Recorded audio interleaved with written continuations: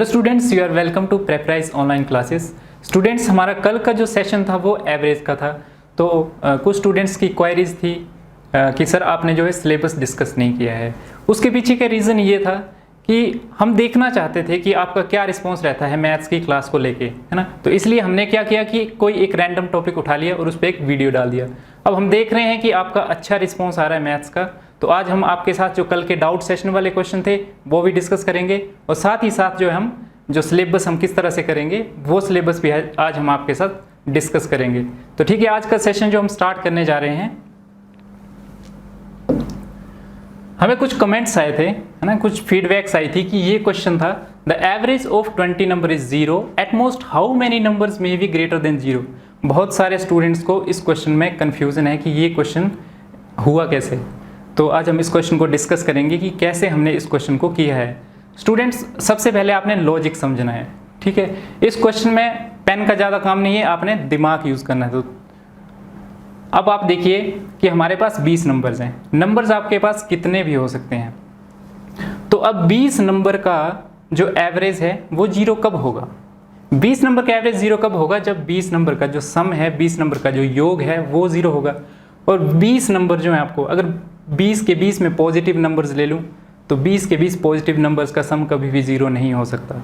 इसका मतलब ये है कि कुछ नंबर जो हमारे पास नेगेटिव होने चाहिए और कुछ नंबर जो हमारे पास क्या होने चाहिए, पॉजिटिव होने चाहिए। तो अब क्वेश्चन क्या पूछा है? एट मोस्ट, सॉरी,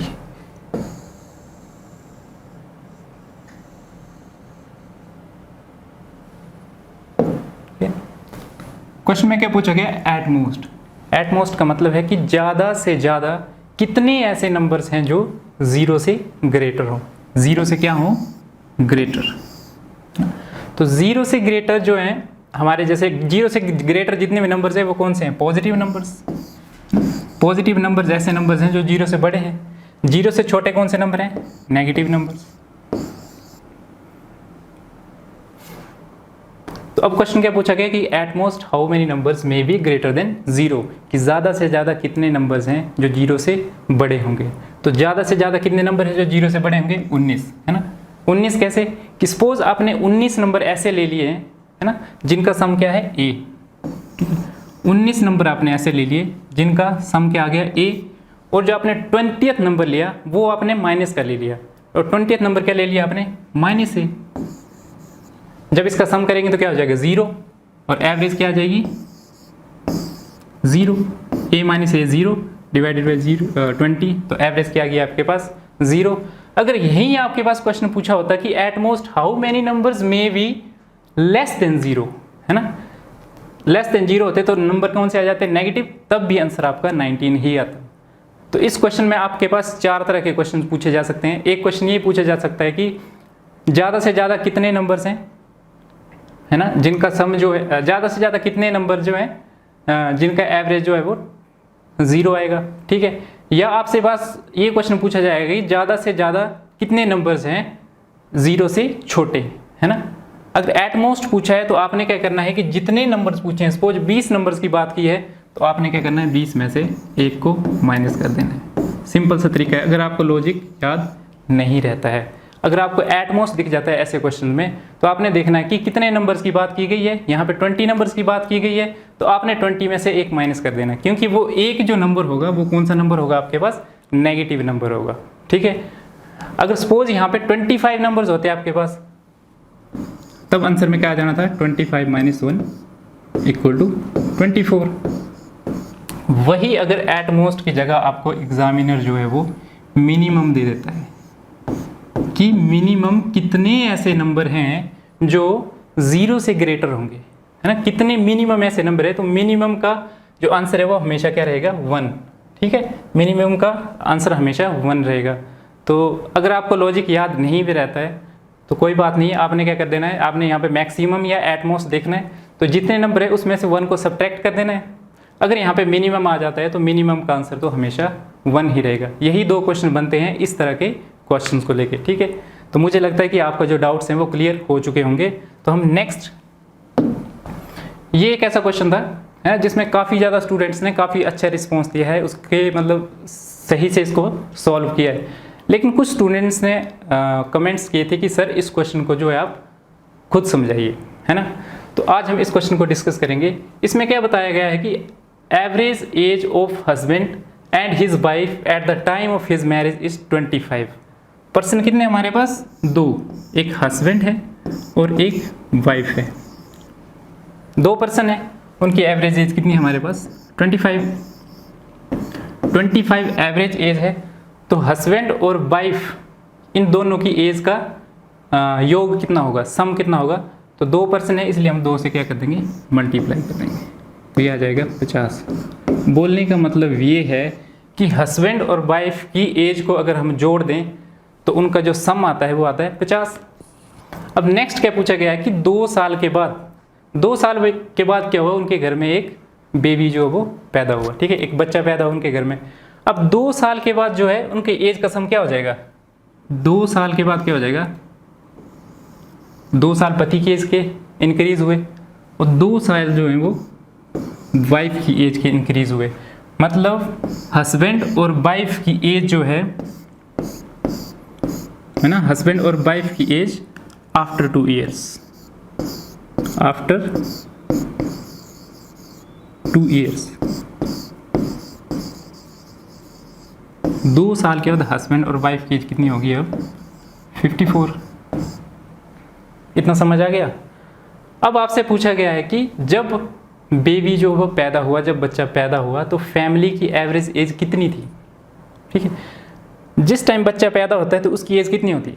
0, है ना। सिंपल सी बात है, सबको पता है कि जब बच्चा पैदा होता है तो उसकी एज कितनी होती है? 0। लेकिन फिर भी वो फैमिली का मेंबर तो है। तो बोलने का मतलब ये है कि फैमिली की जो टोटल एज है वो कितनी होगी? 54, है ना। फैमिली की टोटल एज कितनी होगी? 54। हस्बैंड और वाइफ की 54, 0 जो है किसकी है? बच्चे की है 54। 54 में से हमने टोटल मेंबर्स को डिवाइड कर दिया। टोटल मेंबर्स कितने हमारे पास? हस्बैंड, वाइफ और चाइल्ड, ठीक है, पति, पत्नी और बच्चा। 3 से डिवाइड कर दिया तो इसका आंसर आ गया हमारे पास 18।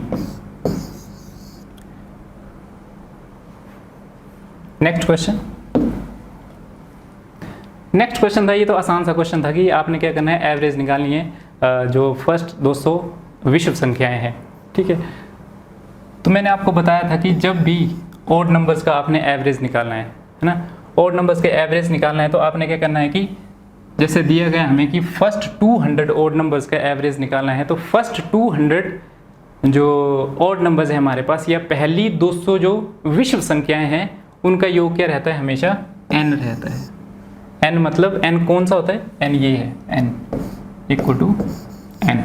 जैसे 200 संख्याओं का पूछा है हमारे पास तो इसका आंसर क्या आ जाएगा? 200।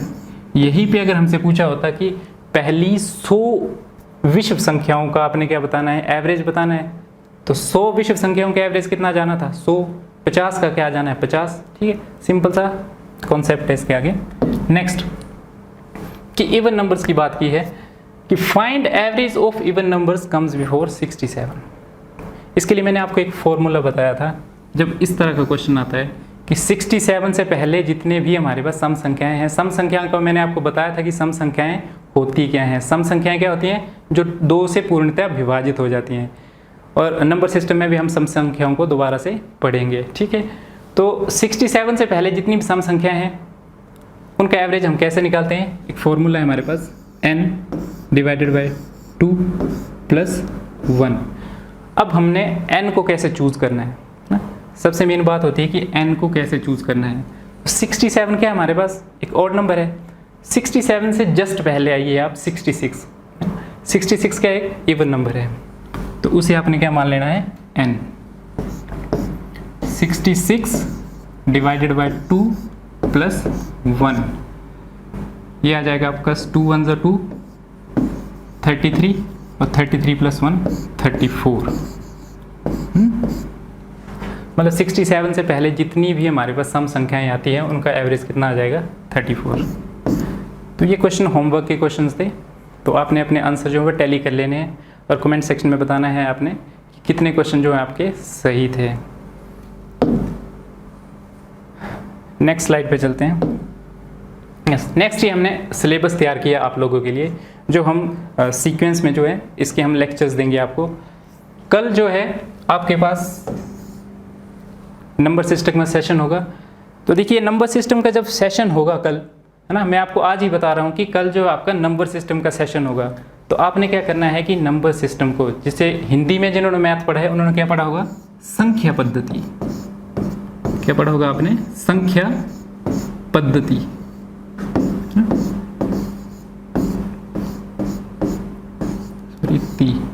संख्या पद्धति, है ना, हिंदी में पढ़ा होगा आपने संख्या पद्धति। तो आपने क्या करना है कि कल नंबर सिस्टम का जो है कल सेशन है, तो आपने क्या करना है कि खुद से एक बार नंबर सिस्टम में जो भी संख्याएं आती हैं, जैसे प्राइम नंबर्स आते हैं आपके पास, है ना, प्राकृतिक संख्याएं आती हैं या सम संख्याएं आती हैं, विषम संख्याएं आती हैं, तो उनके बारे में एक बार आपने खुद से पढ़ना है। इससे क्या होगा कि आपके जो डाउट्स हैं वो अच्छे से क्लियर हो जाएंगे और आपका टॉपिक जो है नंबर सिस्टम का वो भी अच्छे से क्लियर हो जाएगा। नेक्स्ट उसके बाद पढ़ेंगे हम सिंप्लीफिकेशन। अब सिंप्लीफिकेशन में हम क्या क्या चीज़ें डिस्कस करने वाले हैं। सिंप्लीफिकेशन में सबसे पहले हम बोर्ड मास रूल के बारे में पढ़ेंगे कि बोर्ड मास रूल जो हम कैसे अप्लाई करते हैं। नेक्स्ट हम क्या पढ़ेंगे, एडिशन, सब्ट्रैक्शन, मल्टीप्लिकेशन, डिवीजन्स, है ना, वर्ग के बारे में पढ़ेंगे जिनको स्क्वेयर्स बोलते हैं, वर्गमूल, स्क्वेयर रूट्स, है ना, घन जो क्यूब्स होते हैं, घनमूल, है ना, जो क्यूब रूट्स होते हैं उसके बारे में पढ़ेंगे। उसके बाद नेक्स्ट है हमारा एवरेज वाला टॉपिक। तो एवरेज वाला टॉपिक जो आज हमारा ख़त्म हो चुका है, इसलिए एवरेज का टॉपिक जो हम नहीं पढ़ेंगे अब। एवरेज के बाद हम पढ़ेंगे रेशियोज एंड प्रोपोर्शन, अनुपात और समानुपात। नेक्स्ट है परसेंटेज, प्रतिशतता। ये जो 5 टॉपिक्स है आपके पास, ये 5 टॉपिक्स किसी भी कॉम्पिटिटिव एग्जाम को ले लीजिए आप, अगर आपके ये 5 topics number system, simplification, average, ratio and proportion और परसेंटेज, ये टॉपिक्स अगर आपके क्लियर है तो आपका 50% मैथमेटिक्स जो है वो क्लियर है। क्यों? क्योंकि percentage, ratio, proportion, average, simplification और नंबर सिस्टम, ये सारे के सारे जो है ना, इन सबके कॉन्सेप्ट जो है वो हर किसी टॉपिक में यूज़ होते हैं। नेक्स्ट आता है हमारा profit and loss. Profit and loss में हम पढ़ते हैं लाभ और हानि के बारे में। उसके बाद ये जो परसेंटेज का टॉपिक है ये प्रॉफिट एंड लॉस में भी काफ़ी ज़्यादा काम आता है, ठीक है। नेक्स्ट हम पढ़ते हैं टाइम और वर्क, समय और कार्य। नेक्स्ट आता है हमारे पास स्पीड, टाइम एंड डिस्टेंस, गति, समय और दूरी। उसके बाद आता है सिंपल इंटरेस्ट, साधारण ब्याज, कंपाउंड इंटरेस्ट आता है आपके पास, कंपाउंड इंटरेस्ट होता है आपका चक्रवृद्धि ब्याज। उसके बाद आता है प्रॉब्लम ऑन एजेस, ठीक है। एजेस को लेके हमारे से एग्जामिनर जो है वो किस किस टाइप्स की प्रॉब्लम्स को पूछता है। उसके बाद आता है जियोमेट्री, ज्यामिति ना, ये सबसे इंपॉर्टेंट टॉपिक है। पटवारी के प्रीवियस ईयर्स के क्वेश्चन में ज्योमेट्री से 5 से 6 क्वेश्चन जो है पूछे जाते हैं हर साल। नेक्स्ट आता है अदर। अगर हमें कुछ लगता है कि कुछ और टॉपिक्स भी जो हैं वो सिलेबस में ऐड किए जाने चाहिए, तो वो टॉपिक्स भी हम आपको करवाएंगे, या आप हमें सजेस्ट कर सकते हैं कि और कौन कौन से टॉपिक्स जो आपको करवाने चाहिए जो पटवारी के टेस्ट में आ सकते हैं। तो एक बार आपने क्या करना है कि इस पेज का आपने स्क्रीनशॉट ले लेना है, ठीक है।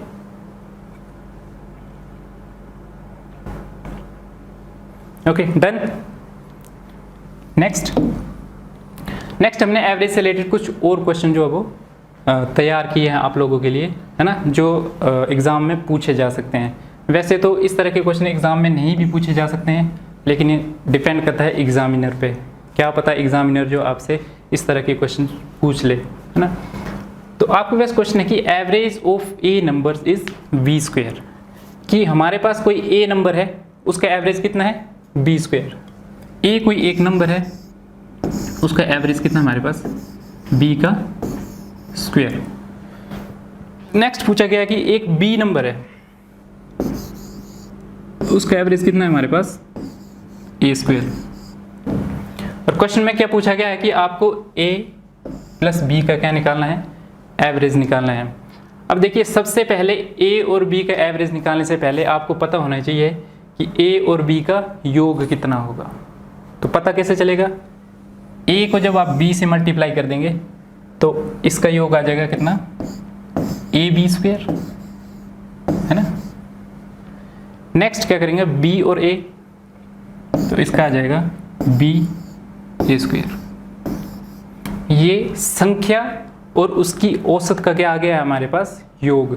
संख्या और औसत के योग कैसे निकालते हैं हम, संख्या को उसकी औसत से मल्टीप्लाई कर देते हैं। ठीक है, संख्या कुछ भी हो सकती है एक ही जगह, ज़रूरी नहीं है। नेक्स्ट, अब हम a प्लस बी का एवरेज कैसे निकालेंगे। a प्लस बी, a क्या आ गया हमारे पास, a b का स्क्वायर। नेक्स्ट b क्या है हमारे पास, b a का स्क्वायर, है ना। a क्या आ गया हमारे पास, जो a का सम है, मतलब a का जो योग है वो आ गया हमारे पास a b स्क्वायर, और b का जो सम आया है वो हमारे पास क्या है, b a स्क्वायर। अब इसको हम डिवाइड कर देंगे इससे, है ना, a प्लस बी से, a प्लस बी से। अब आगे तो सिंप्लीफिकेशन का काम है। आपने क्या करना है, यहाँ से a b कॉमन ले लेना, a b कॉमन आ जाए ना, a यहाँ भी है, a यहाँ भी है, b यहाँ भी है, b यहाँ भी है। जब आपने यहाँ से a b कॉमन ले लिया है तो यहाँ पे क्या बच रहा है, एक a कॉमन ले लिया आपने, एक b कॉमन ले लिया, है ना, b 2 है b स्क्वायर में, तो यहाँ पे आ गया b प्लस में, यहाँ से आपने क्या कॉमन लिया, b, और क्या कॉमन लिया, a, b यहाँ पे कॉमन ले लिया आपने, एक a यहाँ से कॉमन ले लिया, तो यहाँ से क्या बच गया हमारे पास, a, एक a बच गया। नेक्स्ट हमारे पास आता है a डिवाइडेड बाय b। इस a b से ये a b कट गया, तो हमारे पास आंसर क्या आ गया, ए बी। तो बी ऑप्शन जो आपका क्या रहेगा, राइट आंसर। इस तरह के क्वेश्चन हो सकता है आपको पटवारी के एग्जाम में ना भी पूछे जा सके, क्योंकि ये थोड़े हायर लेवल के क्वेश्चन है ना। पटवारी जैसे एग्जाम में इस तरह के क्वेश्चंस नहीं पूछे जा सकते हैं। अभी तक इस तरह के क्वेश्चन जो पटवारी के एग्जाम में नहीं पूछे गए हैं, लेकिन कंपटीशन का लेवल बढ़ चुका है, तो हो सकता है कि एग्जामिनर जो है आपको इस तरह के क्वेश्चन भी इस बार पटवारी के एग्जाम्स में डाल दे। नेक्स्ट देखिए, नेक्स्ट है आपके पास ये क्वेश्चन जो है वो पटवारी के एग्जाम में आया हुआ क्वेश्चन है ना। वहाँ से उठाए हमने पटवारी के जो पुराने पेपर्स थे, पुराने, है ना, पटवारी के जो पुराने पेपर्स थे वहाँ से हमने ये क्वेश्चन उठाया हुआ है। तो ये क्वेश्चन कैसे सोल्व करना है हमने, इसमें आपको कितने नंबर दिए हैं, 1 2 3 4 एंड 5, है ना। एक नंबर आपको दिया नहीं है, 5 7 x 9 और 13 आपको कितने दिए हैं, 5 नंबर दिए हैं, और आपको बोला है कि इन 5 नंबर का एवरेज कितना है, 10। कौन कौन से नंबर है आपके पास, 5 प्लस 7 प्लस x प्लस 13 और प्लस 9, ठीक है। इनका एवरेज कितना है, 10। अब एवरेज कितने नंबर्स का है, ये 5 नंबर्स का, है ना। एवरेज कितने नंबर्स का है, 1 2 3 4 5। अगर आपने इस तरह से नहीं लिखना है तो आप 5 को डायरेक्ट मल्टीप्लाई भी कर सकते हो। मैंने आपको कल बताया था कि जितने नंबर्स का आपने एवरेज निकालना है, अगर आपको एवरेज दिया है कि इतने नंबर्स का एवरेज ये है, ठीक है, ए नंबर्स का एवरेज बी है, तो उनका आपने क्या करना है कि ए को बी से डायरेक्ट मल्टीप्लाई कर देना। तो यहाँ पर आप 5 को 10 से डायरेक्ट मल्टीप्लाई भी कर सकते हैं, और अगर आप इस तरीके से भी करेंगे तो ये बिल्कुल बेसिक मेथड है। नेक्स्ट 5 को हम उस तरफ लेके जाएंगे तो क्या बचेगा हमारा, 5 प्लस 7 12, 12 प्लस 13 25, और 25 प्लस 9 34। तो ये बचा हमारे पास 34 plus x is equal to 50। ये 50 कहाँ से आया, 5 को हम इस तरफ लेके गए, 5 यहाँ पे डिवाइड पे है, तो वहाँ पे जाके 5 जो है क्या हो जाएगा, मल्टीप्लाई हो जाएगा। अब देखिए यहाँ पे x प्लस 34 है, x को हमने यहीं पे रहने दिया, 34 को हम जब दूसरी तरफ लेके जाएंगे तो 34 क्या हो जाएगा, सब्ट्रैक्ट हो जाएगा 50 में से। अब यहाँ पे x की वैल्यू कितनी आई है हमारे पास, 16। तो x की वैल्यू क्या पुट कर देंगे हम, 16। तो आपका ऑप्शन सी जो है वो राइट ऑप्शन है। नेक्स्ट ये क्वेश्चन कुछ होमवर्क के लिए है कि एक बल्लेबाज जो है अपनी 17वीं पारी में 85 रन बनाता है ना। 17th इनिंग में वो क्या करता है, 85 रन बनाता है। पहले आपने क्या करना है कि इन क्वेश्चन का एक स्क्रीनशॉट ले लेना है, ठीक है।